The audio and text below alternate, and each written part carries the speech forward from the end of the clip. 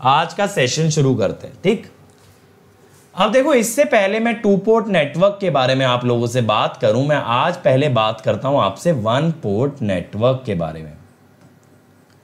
अब पहले तो भाई क्वेश्चन माइंड के अंदर ये आना चाहिए कि सर ये पोर्ट चीज क्या है ना, ये पोर्ट का क्या मतलब होता है, 2 पोर्ट हो चाहे 1 पोर्ट हो चाहे n पोर्ट हो, ये पोर्ट क्या होता है।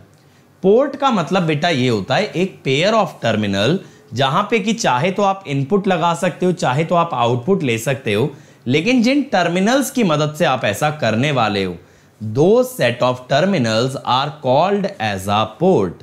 जैसे नेटवर्क में आपने वोल्टेज सोर्स लगाया तो 2 टर्मिनल के बीच में लगेगा एक सोर्स, उन टर्मिनल्स के सेट को हम क्या बोलेंगे, हम बोलेंगे एक पोर्ट। ठीक है, जैसे एक सिंपल सा एग्जांपल दिखाता हूं बेटा, जैसे देखो कि ऐसा हमारे पास एक है,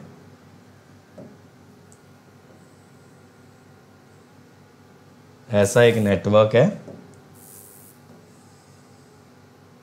ठीक है,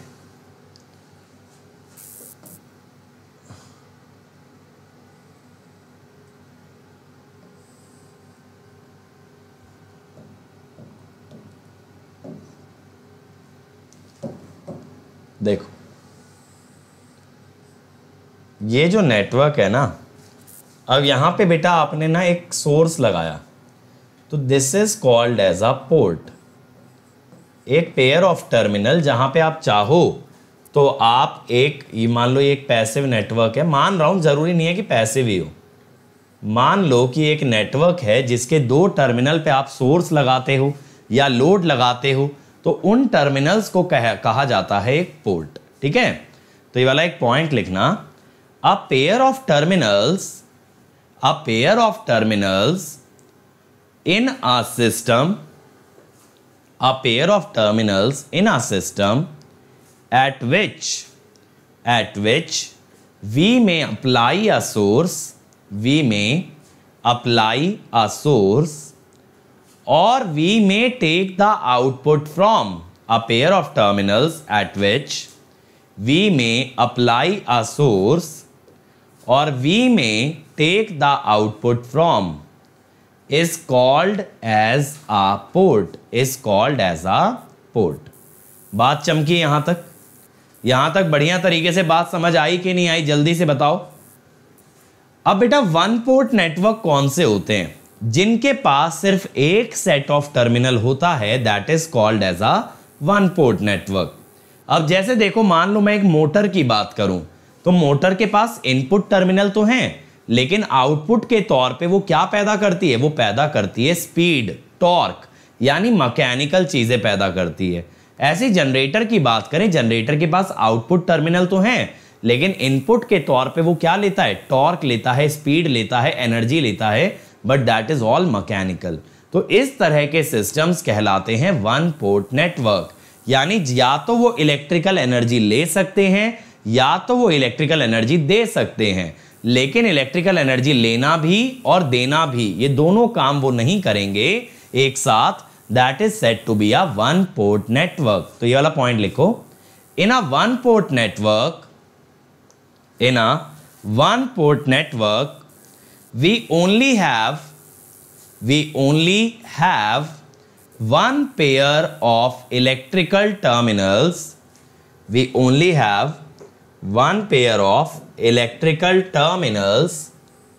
from which we can either take the output or connect the input,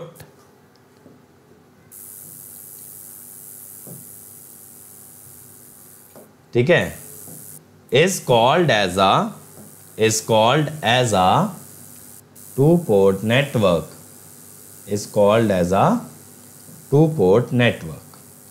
बात चमकी भाई, यहां तक बात चमकी ना। देखो यहां पे देखा, सॉरी 1 पोर्ट नेटवर्क, 2 पोर्ट मत करना, 1 पोर्ट नेटवर्क। जैसे देखो ये वाला जो पोर्ट है इसमें बस ये वाले नेटवर्क में बस एक लेफ्ट साइड पे पोर्ट है जहां से ये इनपुट ले रहा है। ऐसे ही दूसरा एग्जांपल ये हो सकता है, यहां पे दूसरी साइड पे एक पोर्ट है, लेकिन इलेक्ट्रिकल टर्मिनल एक ही है। इलेक्ट्रिकल टर्मिनल बच्चों एक ही है। That is called as a one port network. That is called as a one port network. फंडा समझ आया वन पोर्ट नेटवर्क का? क्या मतलब है? एक पेयर ऑफ इलेक्ट्रिकल टर्मिनल्स है बेटा आपके पास, उसको हम कहते हैं वन पोर्ट नेटवर्क। अब यहां पे क्या होता है, यहां पे दो टर्म डिफाइन की जाती हैं, Z11 V1 बाय I1, इसे कहते हैं driving point impedance.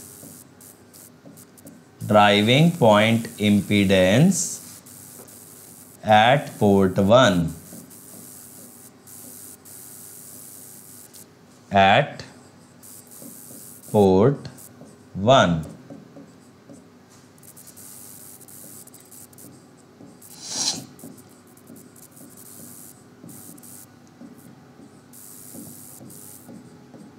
Driving point impedance at port 2 at port 2। ठीक है, ड्राइविंग पॉइंट का मतलब क्या होता है? ठीक है, बजिंग साउंड इज कमिंग।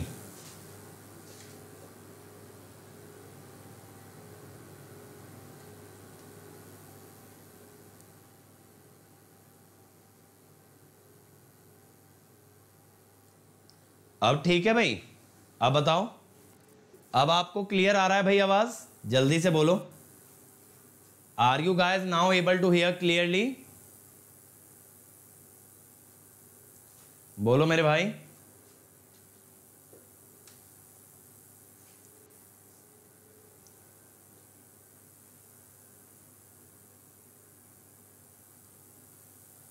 जल्दी से बताओ आप लोग, अब आपको आवाज क्लियर है कि नहीं है?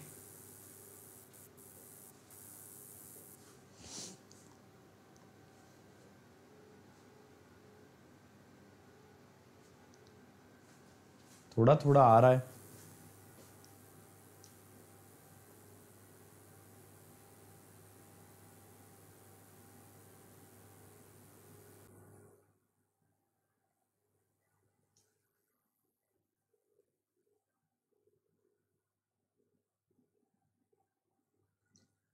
अब बताओ भाई आप लोग,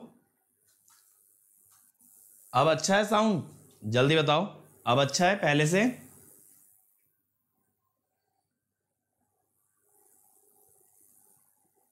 जल्दी से बोलो, अब सब लोगों को क्लियर है कि नहीं है साउंड? बताओ भाई। नहीं, इतना चलेगा की बात नहीं है, चलेगा तो बहुत कुछ, लेकिन the point is it should not be there in the first place, है ना? वीडियो क्वालिटी क्यों खराब करेंगे? अब ठीक है, चल। हाँ तो वापस आ जाओ।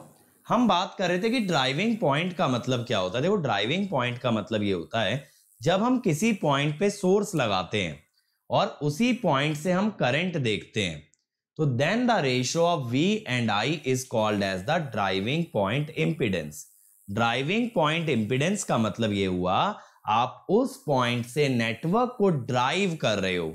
जिस पॉइंट से आप नेटवर्क को ड्राइव करते हो, चलाते हो, that is said to be driving point. ठीक है, that is said to be driving point. एक मिनट यार,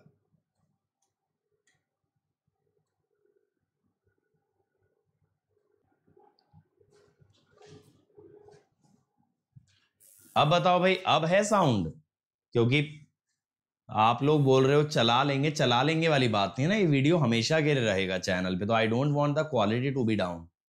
अब बोलो, अब सही है साउंड? मे बी सॉफ्टवेयर में कुछ एरर आ रहा हो, मैंने सॉफ्टवेयर रीस्टार्ट किया, बताओ।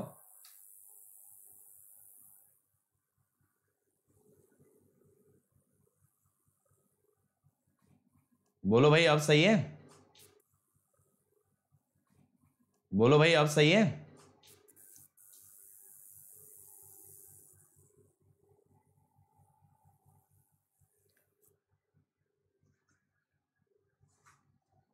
तो ये वाला एक पॉइंट नोट डाउन करो यार, driving point implies that at the point where the source is connected in a network, we are determining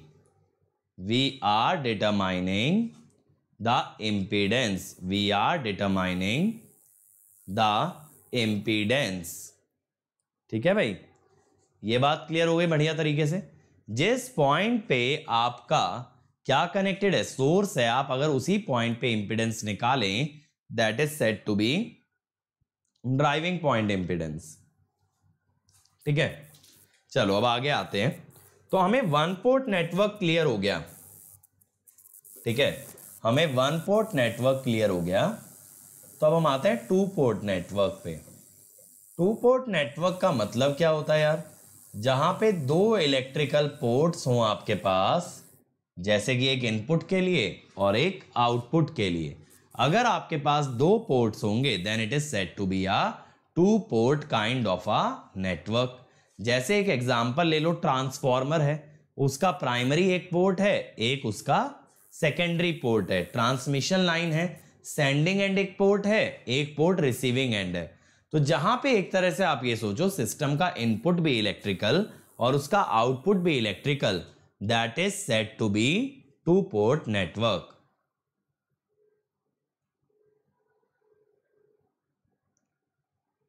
यार मेरे सिस्टम पे नॉइज डिस्प्ले नहीं कर रहा। ऐसा तो नहीं है ना कि आप लोग मजे ले रहे हो?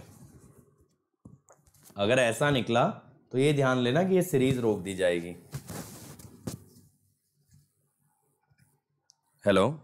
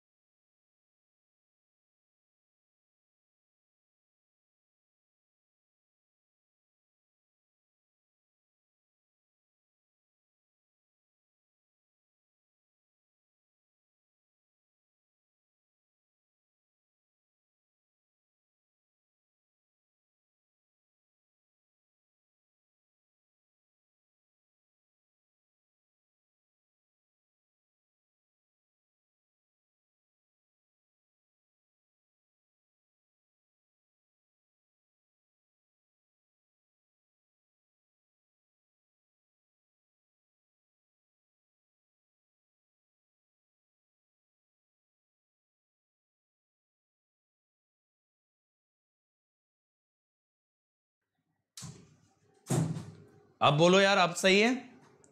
चलो आगे बढ़ते हैं फिर। टू पोर्ट नेटवर्क के बारे में हम क्या बात कर रहे थे कि जिन नेटवर्क्स के अंदर दो पोर्ट होते हैं, एक सपोज इनपुट के लिए और एक आपका आउटपुट के लिए, they are said to be the two port network. जैसे हमने एग्जांपल लिया ट्रांसफॉर्मर का, प्राइमरी एंड सेकेंडरी। दूसरा ट्रांसफॉर्मर है, दूसरा एग्जांपल है ट्रांसमिशन लाइन का, that is sending end the receiving end. तो ये वाला एक पॉइंट लिखना, द networks which have two ports one for applying the input, and the other for connecting the load, are said to be two-port network,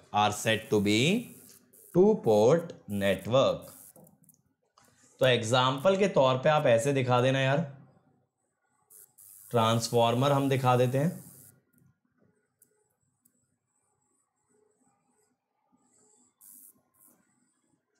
ये हो गया primary, ये हो गया सेकेंडरी। तो this is a basically to port network. Transformer is a two port network. ऐसे ही देखो EC वाले ईएमएफटी में पढ़ते हैं, इलेक्ट्रिकल वाले पढ़ते हैं आपका किसमें, इलेक्ट्रिकल वाले पढ़ते हैं पावर सिस्टम में, ट्रांसमिशन लाइन।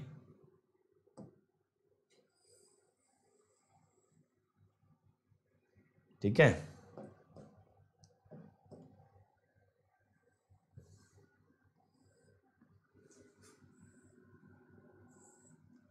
तो ये क्या है, this is a transmission line as a two port network. Transmission line as a two port network. ठीक है, तो बेटा ये जो सारी चीजें हैं they are called as the two port network, जहां पे आपके पास दो पोर्ट होते हैं, one is the input and the other is the output. जब आपके पास ऐसे दो पोर्ट होते हैं they are said to be two port network.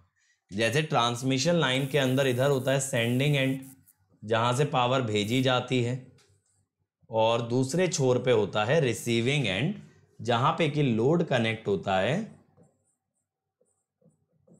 जहां पे वो पावर लेता है। सोर्स देगा सेंडिंग एंड पे और लोड लेगा कहां पे, रिसीविंग एंड पे। ये बात क्लियर हो गई?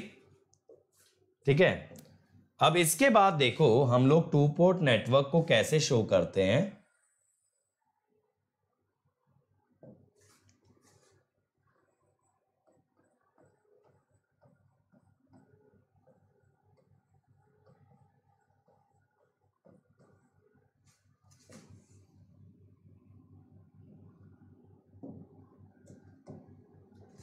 हम ऐसे दिखाते हैं, देखो बेटा,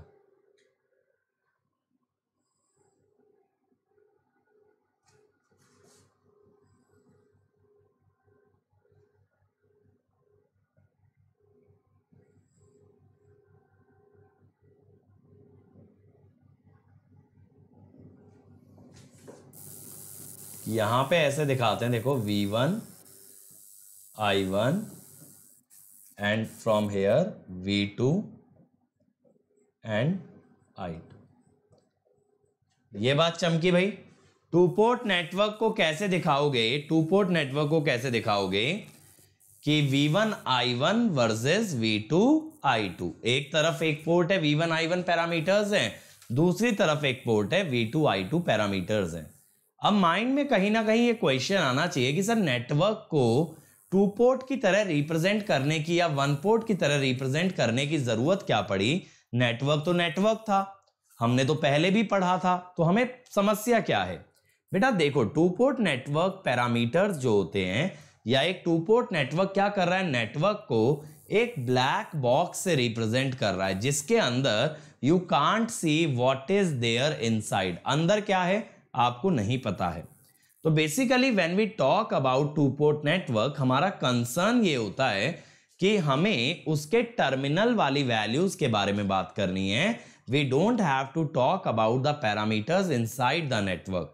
जैसे अब आप एक छोटी सी चीज सोचो, मान लो मेरे घर के अंदर गीजर है, गीजर के अंदर मेरे लिए दो चीजें मैटर करती हैं, वो पावर कितनी कंज्यूम कर रहा है और पानी का टेम्परेचर कितना रेज कर रहा है। अब वो अंदर क्या कर रहा है सिस्टम के, आई डोंट केयर। ठीक है, ऐसे ही जब ट्रांसफॉर्मर है, ट्रांसफॉर्मर एक बॉक्स के अंदर बंद हो गया, तो मेरे लिए मैटर ये करता है उसके इनपुट टर्मिनल और आउटपुट टर्मिनल पे क्या वैल्यूज मुझे मिल रही हैं, रेदर देन अंदर कैसे वर्किंग हो रही है। सेम वे में ट्रांसमिशन लाइन पे सोर्स पे सब सही चल रहा है, मेरे घर पे इलेक्ट्रिसिटी सही आ रही है, ट्रांसमिशन लाइन बीच में कैसे काम करती है, इट डजंट इवन मैटर। तो एक बार ये वाला पॉइंट लिखना, when V model a network, when V model a network in terms of two-port parameters, we actually are interested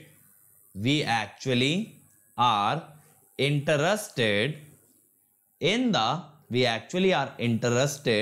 the parameters of the two terminals. We actually are interested in the parameters of the two terminal rather than how does a network actually operates on the inside. How does a network actually operates on the inside? ठीक है, अंदर कैसे चल रहा है मेरे लिए ये मैटर नहीं करता है। तो बेसिकली बेटा जो हम बात करते हैं ना टू पोर्ट पैरामीटर्स की, तो two port parameters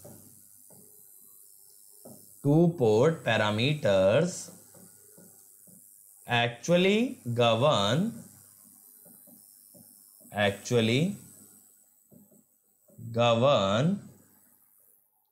the relationship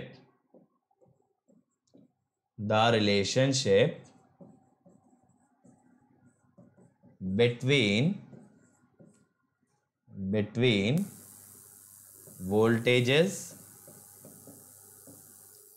and currents at two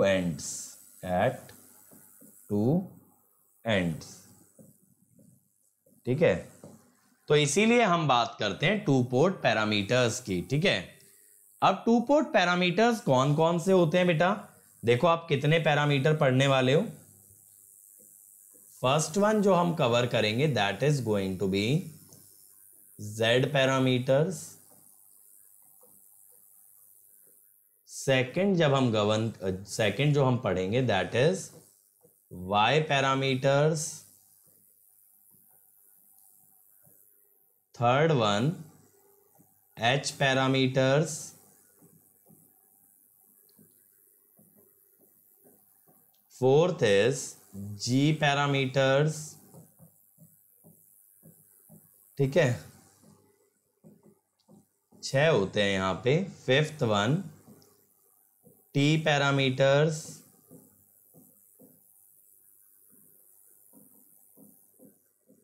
and sixth one inverse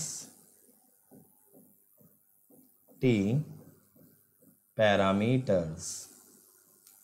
ठीक है, ये 6 पैरामीटर आप पढ़ोगे।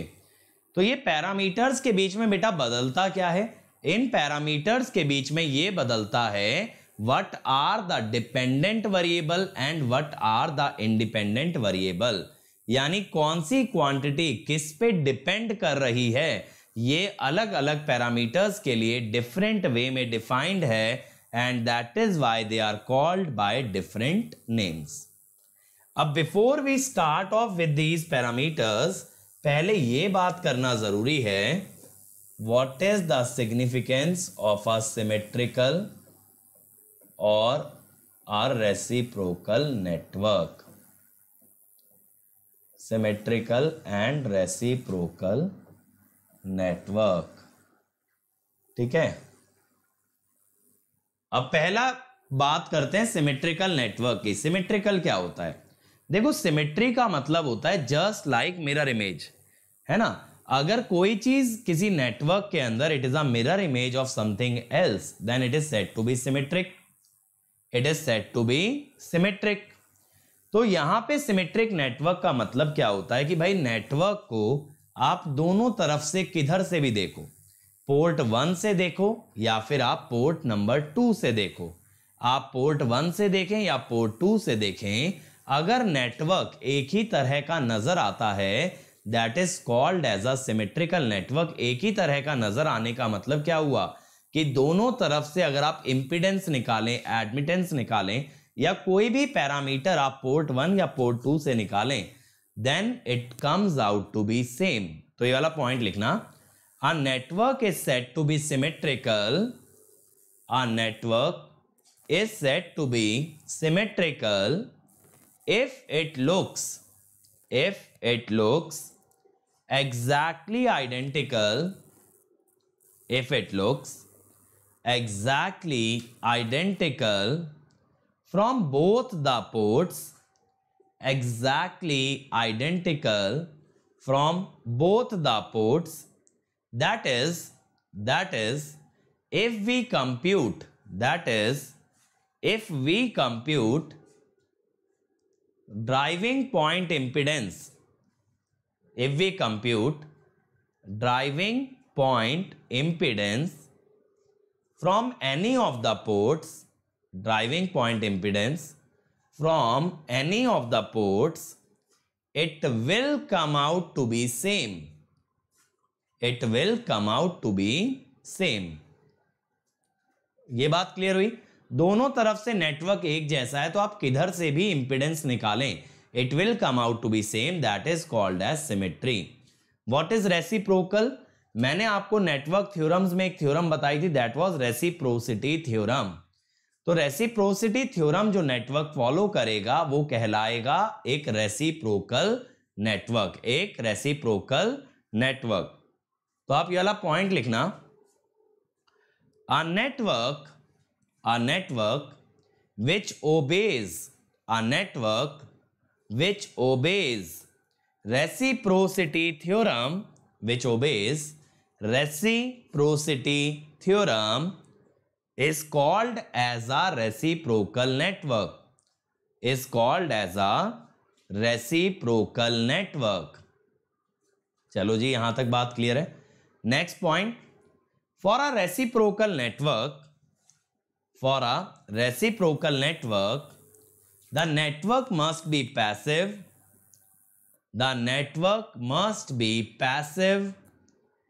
and if we exchange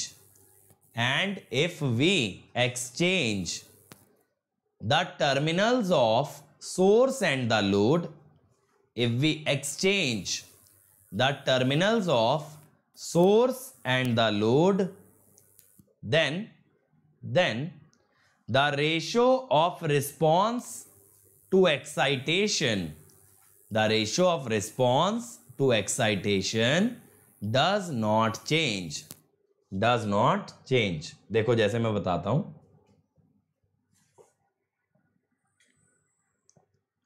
reciprocity में क्या फंडा है।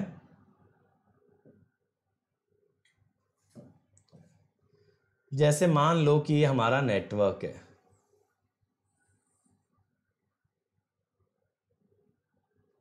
सपोज अब यहां पे हमने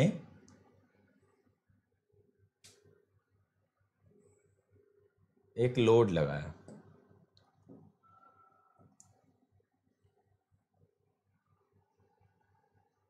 ठीक है, एक हमने लोड लगाया, ऐसे ही बेटा इस साइड पे एक सोर्स लगाया,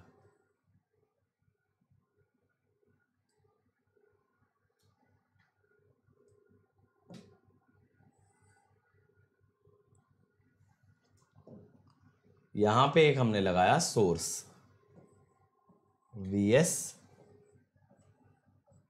IL या VS1 IL1, ठीक है।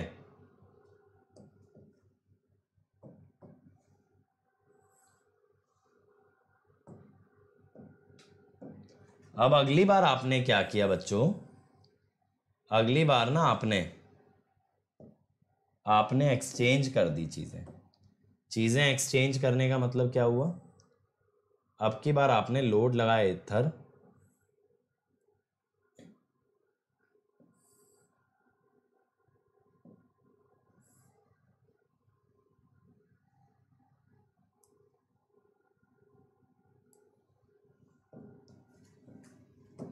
ठीक है, अब की बार आपने लोड इधर लगाया और सोर्स आप लगा दो इधर,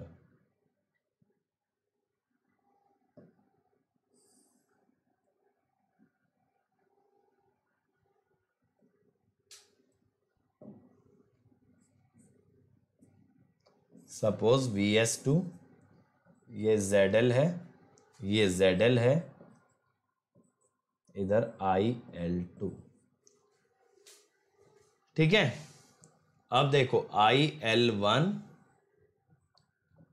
by VS1 is IL2 by VS2। ठीक है, तो ये जो होता है ना, this is basically called as reciprocity. This is what? This is called as reciprocity. समझ में आ गया? और सर सिमेट्री क्या होती? फिर सिमेट्री भी बता दो। देखो सिमेट्री ये होती, ये तो रेसिप्रोसिटी हो गई,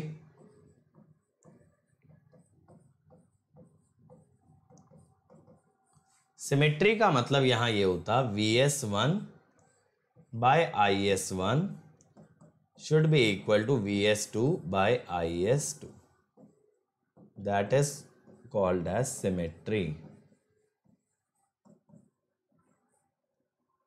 ठीक है, समझ आया सिमेट्री और रेसिप्रोसिटी? जल्दी से बताओ, सिमेट्री और रेसिप्रोसिटी क्लियर हुआ? एक नेटवर्क के अंदर सिमेट्री और रेसिप्रोसिटी का मतलब क्या होता है? ये कह देना एक नेटवर्क सिमेट्रिकल है, उसका मैथमेटिकल सिग्निफिकेंस क्या है, या ये कह देना एक नेटवर्क रेसिप्रोकल है, उसे कैसे एक्सप्रेशन में ट्रांसलेट किया जाता है। अगर ये बात क्लियर है मेरे बच्चों, तो हम 1 by 1 पैरामीटर स्टार्ट करते हैं। The first parameter I am starting is impedance parameters. ठीक है, इम्पीडेंस पैरामीटर्स,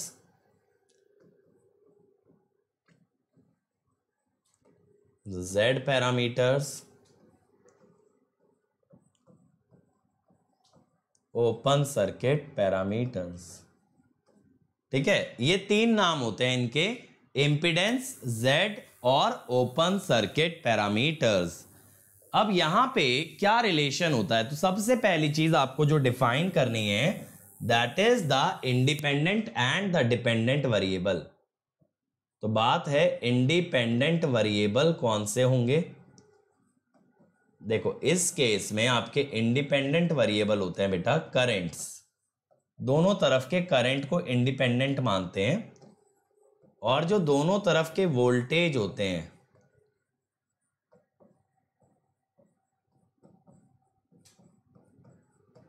उन्हें डिपेंडेंट मानते हैं। ठीक है, दोनों तरफ के करंट्स को इंडिपेंडेंट माना जाता है और दोनों तरफ के वोल्टेज को डिपेंडेंट माना जाता है।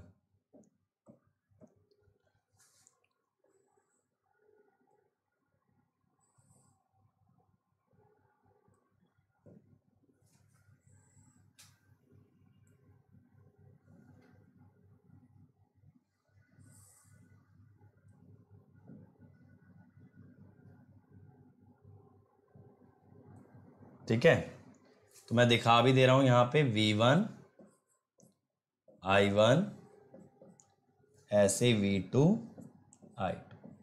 अब इनका जो रिलेशन है वो देखो कैसे दिखाया जाता है। ऐसे लिखा जाता है, V1 जो है वो I1 पे डिपेंड कर रहा है, उसका कोएफिशिएंट है Z11, I2 पे डिपेंड कर रहा है बाया कोएफिशिएंट Z12। V2 जो है वो I1 पे डिपेंड कर रहा है वाया Z21 और I2 पे डिपेंड कर रहा है वाया Z22। अब इस चीज को मोस्ट ऑफ द टाइम्स हम क्या करते हैं, मैट्रिक्स फॉर्म में लिख देते हैं भाई। V1 by V2 is Z11। सही है, 2 by 2 की मैट्रिक्स बन गई ना, 2 क्रॉस 2 की मैट्रिक्स आपके पास एक आ गई फॉर दी Z पैरामीटर्स। अब 1 by 1 पहले इनका सिग्निफिकेंस समझ लेते हैं यार। देखो Z11 अगर मुझे निकालना हो तो व्हाट विल आई डू, यहां पे V1 by I1 करूंगा, लेकिन शर्त यह है कि I2 0 रहे। शर्त यह है मेरी कि I2 0 रहे, है ना। सेकेंड टर्म 0 होगी तभी तो V1 by I1 से Z11 आएगा। This is driving point impedance. Driving point impedance at port 1 with या अंडर ओपन सर्किट, ऐसा कह दो, ऐसा कह सकते हो विथ पोर्ट 2 ओपन सर्किट या अंडर ओपन सर्किट, या ये भी कह सकते थे open circuit driving point impedance, ठीक है, या फिर ये भी कह सकते थे open circuit driving point impedance. Very good Saumya बेटा, कीप ग्रोइंग, कीप रीडिंग बेटा, जितना पढ़ोगे उतना बढ़ोगे। Z12 कैसे निकालोगे? V1 over I2। देखो यार यहां पे जो है ना टू पोर्ट के अंदर बच्चों कॉन्सेप्ट ज्यादा नहीं होते। टू पोर्ट के कॉन्सेप्ट मैं बता रहा हूं नेटवर्क में अब तक के सबसे इजीएस्ट कॉन्सेप्ट, यानी थ्योरी वाइज इससे इजी टॉपिक नहीं मिलेगा, लेकिन न्यूमेरिकल के लिए आपको दिमाग खर्चना पड़ेगा, वहां आपको बेसिक फंडामेंटल लगाने पड़ेंगे। तो ये क्या होगा V1 by I2? It will be transfer, या ऐसा कह दो open circuit transfer impedance at port 1,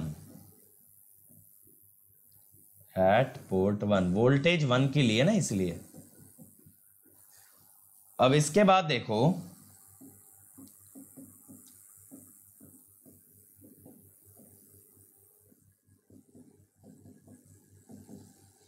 ये क्या होगा, देखो यहां पे क्या किया V2 बाय I1 और I2 को रखा 0। इक्वेशन ऑफ V1 V2 कैसे लिखे बेटा? ये डेफिनेशन है। डेफिनेशन क्या है? Z पैरामीटर में left hand side V1 V2 आना है और right hand side I1 I2 आना है। तो जो कोएफिशिएंट्स थे उनको नाम Z का दे दिया। आप ये लिख लेते K1 K2 K3 K4 ये लिख लेते, लेकिन उसको सिग्निफिकेंस समझाने के लिए नाम किसका दिया? इंपीडेंस का। तो देखो ये भी ट्रांसफर इंपीडेंस आएगी। सर ट्रांसफर का मतलब क्या होता है? बेटा जैसे ट्रांसफर फंक्शन होता है आउटपुट बाय इनपुट, ऐसे ही ट्रांसफर इंपीडेंस का मतलब ये होता है कि वोल्टेज और करंट दो अलग अलग पोर्ट पे लिए जा रहे हैं, V और I अलग अलग पोर्ट पे ले रहे हो, that is transfer.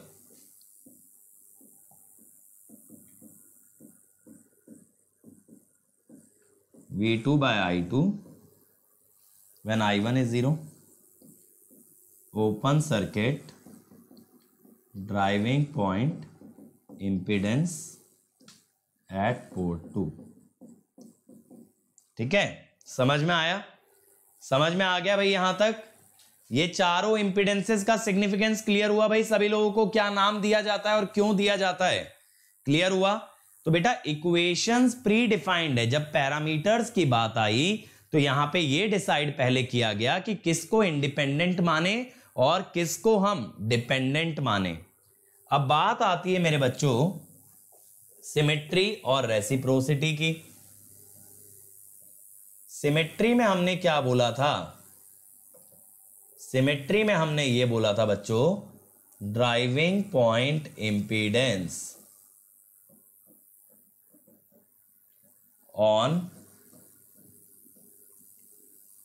on both side must be same। दोनों तरफ ड्राइविंग पॉइंट इंपीडेंस सेम होना चाहिए। ड्राइविंग पॉइंट इंपीडेंस है आपका Z11 एंड Z12, तो ये सेम आएगा ना। सिंपल सी बात सोच के देखो, ड्राइविंग पॉइंट इंपीडेंस तो यहां डायरेक्टली आपको गिवन है। ऐसे ही बेटा जब हम बात कर रहे हैं रेसिप्रोसिटी की, किसकी बात कर रहे हैं? रेसिप्रोसिटी की। तो रेसिप्रोसिटी में आपने क्या बोला? रेशो ऑफ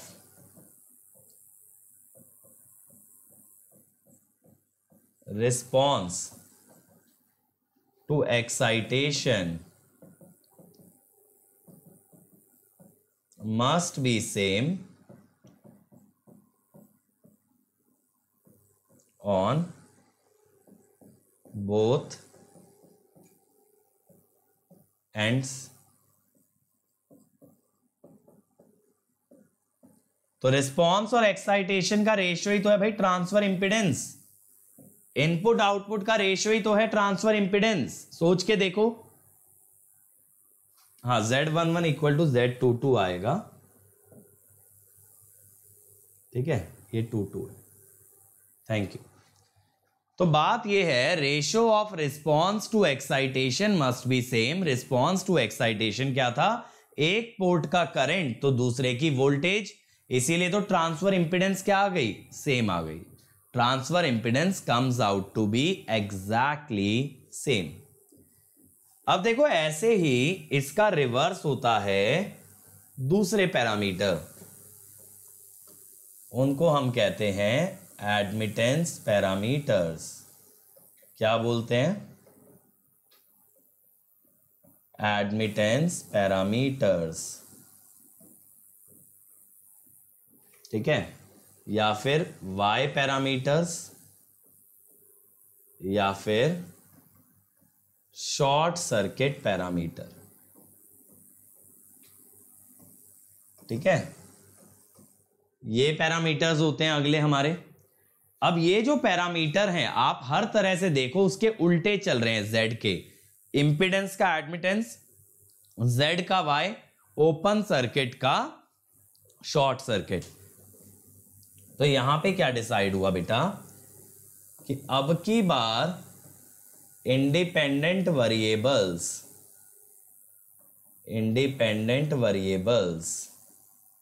क्या होंगे?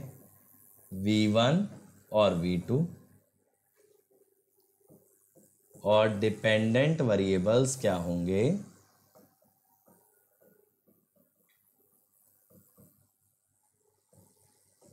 I1 और I2। अब यहां पे हमने क्या बोला? I1 लेफ्ट हैंड साइड आएगा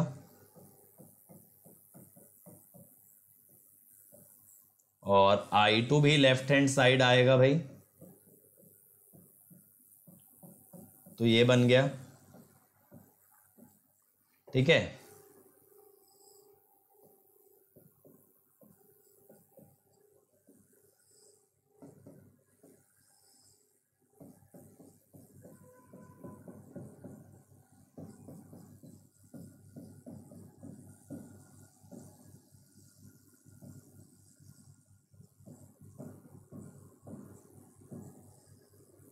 ये आ गया भाई, ये आ गया। अब ये देखो, जो आपने पिछले पैरामीटर पढ़े हैं मेरे दोस्त, जो आपने पिछले पैरामीटर पढ़े हैं, Z पैरामीटर्स आपने क्या पढ़े थे? आपने Z पैरामीटर्स बेटा क्या पढ़े थे?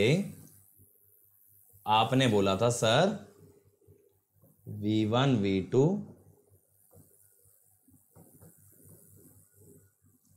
is Z11,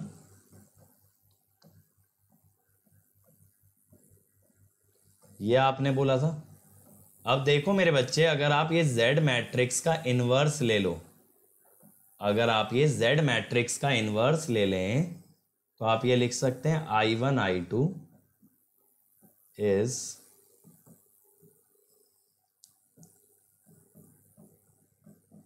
one one one two two one two two, इसका इनवर्स V1 V2। तो यानी मैं ऐसा कह सकता हूं,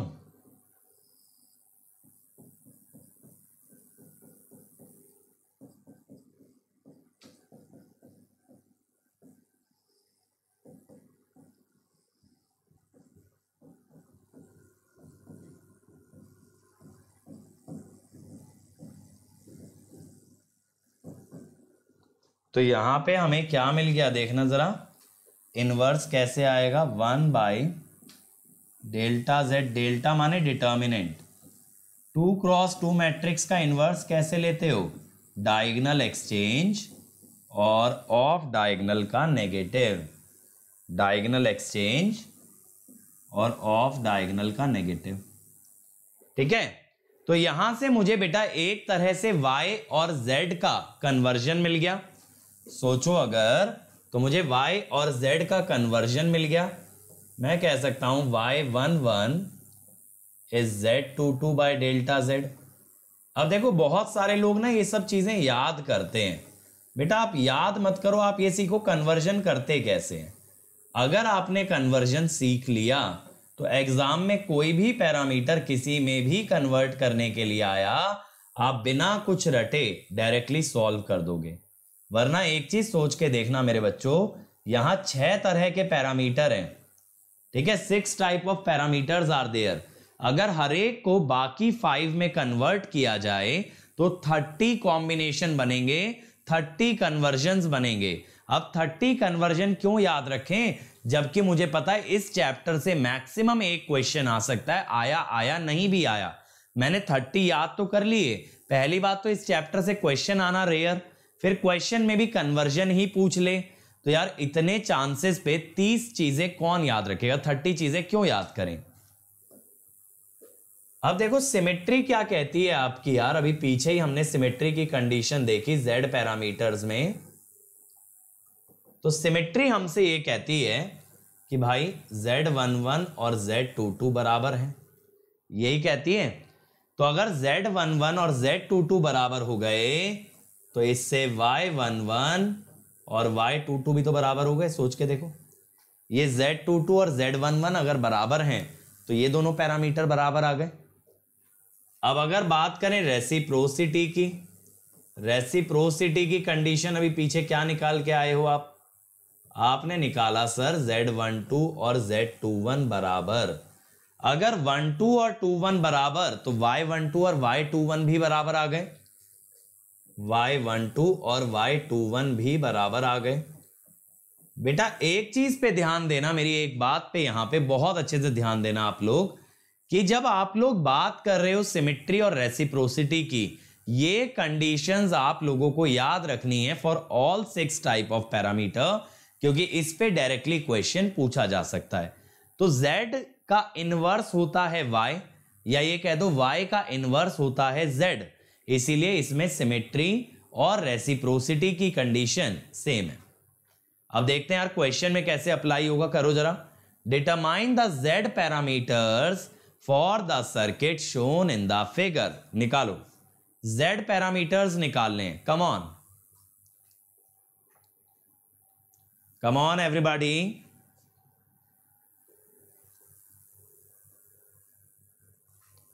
और बेटा ध्यान रखना, आज 3:30 बजे और 5 बजे आप लोगों के लिए मशीन के 2 क्लास होंगे क्रिएट्रिक्स चैनल पे, 2 सेशन होंगे क्वेश्चंस के, जैसा हम हर वीकेंड करते हैं, अपना रिचुअल फॉलो करेंगे, ठीक है।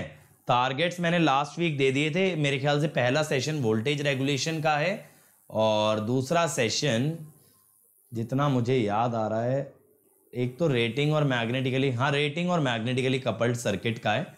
और कल हैं 2 सेशन 3:30 बजे और 5 बजे, उसमें से एक 3 वाइंडिंग ट्रांसफॉर्मर है और एक ऑटो ट्रांसफॉर्मर। चलो बनाओ इसको जल्दी से। देखो मैं बताऊं इसको कैसे टैकल करते हैं इन क्वेश्चंस को। पहले ना V1 I1 लिख लो, सबसे पहला काम यही करना है। और करंट जो है ना, जनरल कन्वेंशन यही है, दोनों तरफ से एंटरिंग लेते हैं, कभी होशियार बनो और एक तरफ से लीविंग। अब हमें क्या चाहिए ये ध्यान रखो, Z पैरामीटर के लिए क्या चाहिए, हमें V1 और V2 चाहिए इन terms of I1 and I2। हम क्या बोल रहे हैं, we want to derive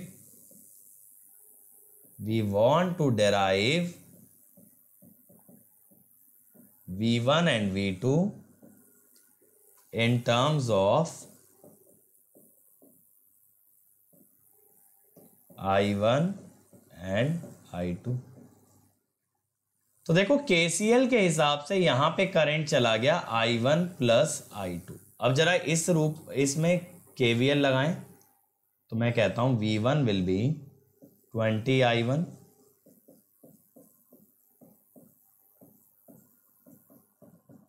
ये लिखोगे,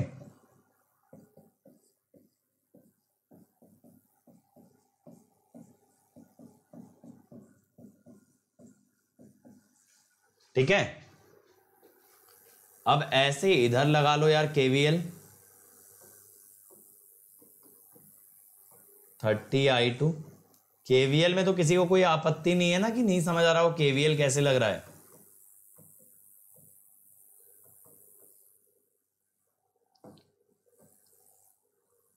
I1 वाली टर्म पहले लिख लो, 40I1, 30 + 40I2। अब बेटा अगर इसको मैट्रिक्स फॉर्म में डालो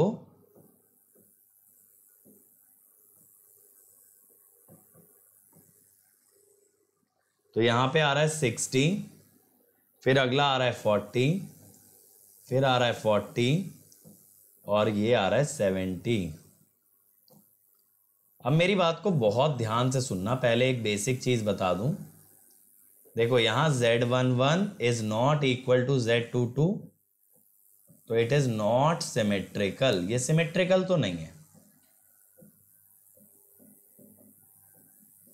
लेकिन बेटा यहां Z12 is equal to Z21 है, तो ये रेसिप्रोकल है। It is reciprocal. समझ रहे हो? अब बात को ध्यान से समझना। यहां पे मेरे बच्चों आपने कैसा नेटवर्क देखा? इस नेटवर्क को कहते हैं टी नेटवर्क। टी की फॉर्म में है ना, तीन रेजिस्टेंस। तीन रेजिस्टेंस किस फॉर्मेट में कनेक्टेड है? टी की शेप में। तो इसे क्या कहा जाता है? टी नेटवर्क कहा जाता है। अब टी नेटवर्क को अगर देखा जाए तो जो पहली लूप है, पहली मैश को देखो, डायगोनल पे क्या आया? पहली मैश के रेजिस्टेंस का सम 20 + 40। दूसरी मैश को देखो, इसमें भी डायगोनल पे क्या आया? दोनों का सम 30 + 40 70। तो ये जो रेजिस्टेंसेस आपके पास आए हैं ना बेटा, ये सम आ रहे हैं मैश का। और ऑफ डायगोनल पे क्या आया? रेजिस्टेंस बिटवीन टू मैश 40 आया ना, रेजिस्टेंस बिटवीन टू मैश। तो ये शॉर्टकट है कि कैसे टी नेटवर्क से डायरेक्टली Z पैरामीटर लिखे जा सकते हैं। तो एक पॉइंट ये लिखो, for a T network we can directly write, for a T network we can directly write Z parameters by recognizing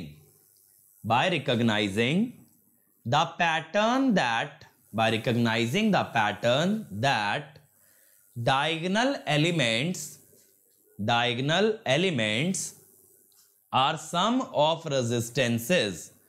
Diagonal elements are sum of resistances in a particular mesh. Are sum of resistances in a particular mesh. Next point, the off diagonal element is equal to the resistance. The off diagonal element is equal to the resistance connected between two mesh. समझ में आया भाई? ये समझ में आया? चलो अब ये वाला कर दो। I1 एंड I2 निकालना है। मैं आपको मैट्रिक्स दे रहा हूं, यहां पे क्या दे रखी है? 40, J20, ठीक है, J30 और 50। ये मैट्रिक्स है, ठीक है। ये है आपका V2 10 ओम, ये है आपका I2, ये है आपका V1, ये है I1 और ये है 100∠0। ठीक है। अब पूछा है I1 I2 निकालो, करो जरा। इस बार मैट्रिक्स नहीं निकलवाई, इस बार I1 I2 पूछे हैं। तो ये Z मैट्रिक्स आपको दे रखी है 40, J20, J30, 50। मैट्रिक्स देखते से ही आप कह सकते हो सर ना तो ये नेटवर्क सिमेट्रिकल है और ना ही है ये रेसिप्रोकल। अब बेटा देखो इस तरह के क्वेश्चंस को टैकल कैसे किया जाता है। पहले आप मैट्रिक्स की मदद से दो इक्वेशन लिखो जो मैट्रिक्स के अंदर छुपी हैं। मैट्रिक्स के अंदर वाली दो इक्वेशन आप लिखो सबसे पहले इस क्वेश्चन को सॉल्व करने के लिए। जल्दी से बताओ क्या आएगा। What are the two equations which are hidden within this matrix? Divyansh वो बच्चों के पास ही मिलेगा बेटा, मेरे पास तो नहीं मिलेगा। चलो जल्दी से बताओ।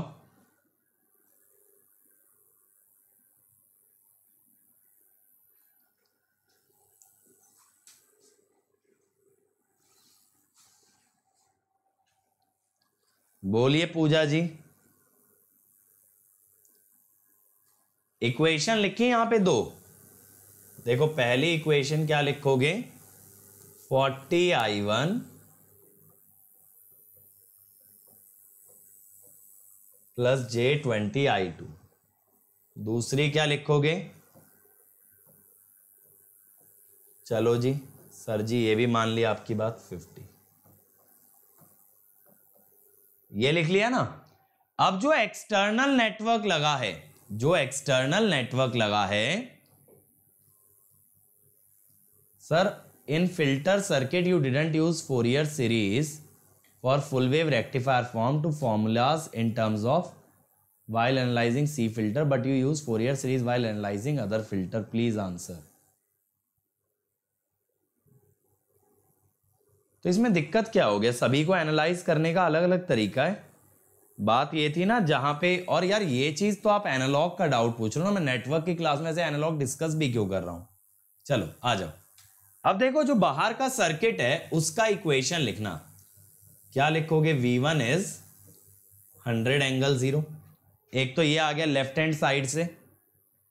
अब इधर से क्या लिखोगे इक्वेशन, जल्दी बताओ।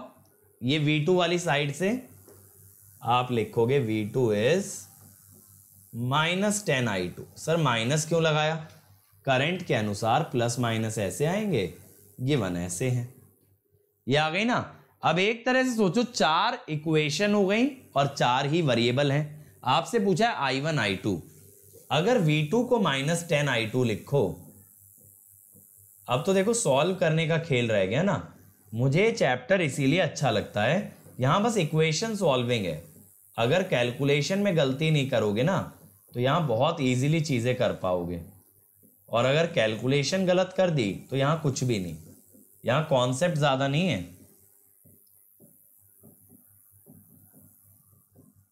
ये चैप्टर बहुत ज्यादा मैथमेटिकल है।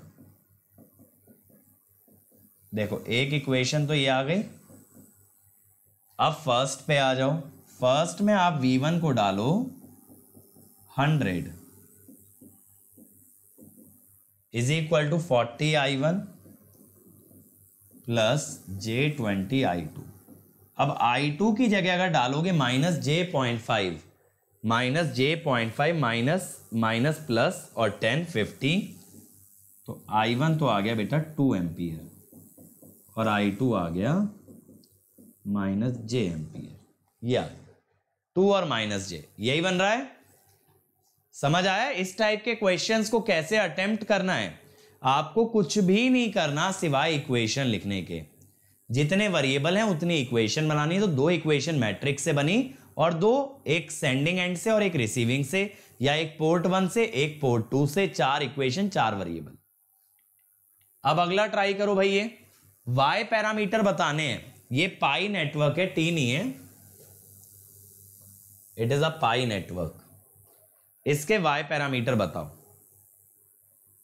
चलो पहले तो वोल्टेज करंट ही मार्क कर लो भाई।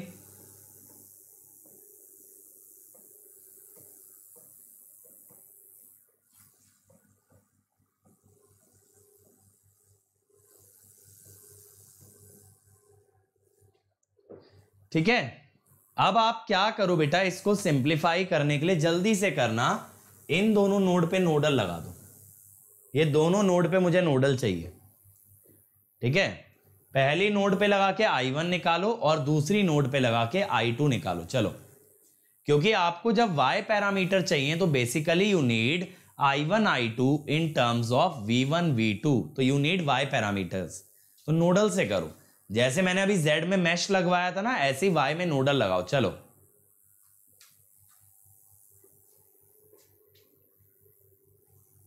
बहुत ही बढ़िया मंथन भाई।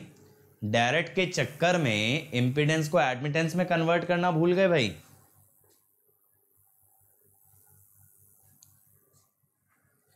डायरेक्ट मेथड बताऊंगा बट पहले कन्वेंशनली डिराइव करो, फिर शॉर्टकट बताऊंगा इसका। जैसे अभी Z में बताया था ना फर्स्ट क्वेश्चन में शॉर्टकट, ऐसे इधर भी शॉर्टकट होता है, बट पहले स्टैंडर्ड मेथड से तो करो। चलो come on everyone, come on बेटा, जल्दी से बना दो यार। देखो पहले नोड पे लगाओगे तो I1 इज इनकमिंग, V1/4 ये करंट हो गया, एक आप इधर से निकालोगे V1 - V2/2, तो V1 को अलग कर लो,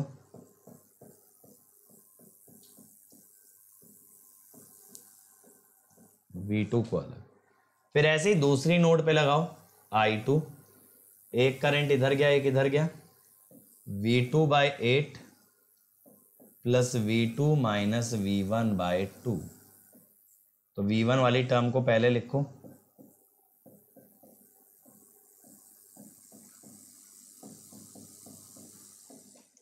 अब अगर आप इसे बेटा मैट्रिक्स फॉर्म में एक्सप्रेस करें,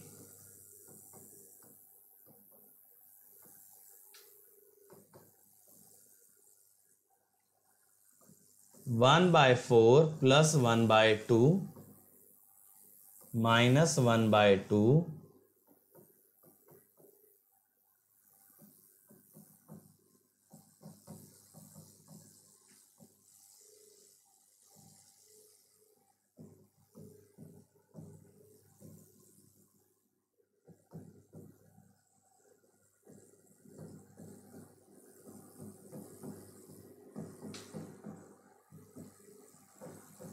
देखो ये हो गया रेसिप्रोकल बट नॉट सिमेट्रिकल।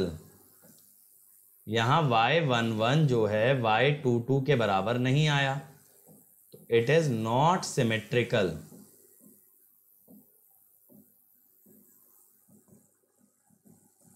लेकिन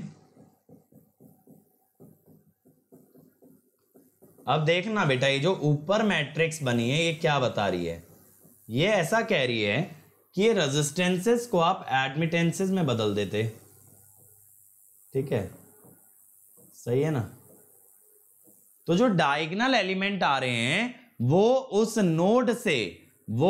नोड से जुड़ी एडमिटेंसेस का सम है, 1/2 और 1/4, ऐसे ही 1/2 और 1/8, और ऑफ डायगोनल पे क्या आ रहा है, negative of the admittances between two node. सोचो 1/4 + 1/2, फिर इधर 1/2 + 1/8, और बीच में माइनस ऑफ 1/2। तो ये वाला पॉइंट लिखना, we can directly write down the y parameters of a pi network, the y parameters of a pi network। ठीक है, इसके नीचे सब पॉइंट बना के लिखो, the diagonal element is sum of admittance, the diagonal element is sum of admittance connected to a node,